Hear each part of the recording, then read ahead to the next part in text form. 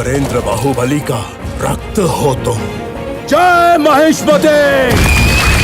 এবং যা হতে আয় করে 650.12 কোটি। এবার আসি মুভিটির মূল গল্পে। বাহুবলী 1 অর্থাৎ বাহুবলী দ্য বিগিনিং এই চলচ্চিত্রটির কাহিনী রচনা ও পরিচালনা করেছেন এস রাজামৌলি।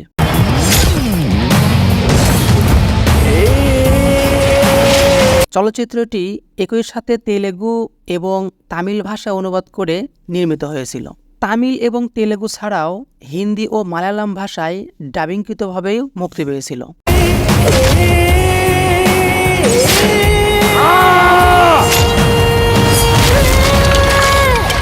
বাহুবলীতে একই সাথে প্রভাস এবং অনুষ্কা শেট্টি অভিনয় করেছেন। করণ জোহর কর্তৃক চলচ্চিত্রটি হিন্দিতেও পরিবেশিত হয়েছিল।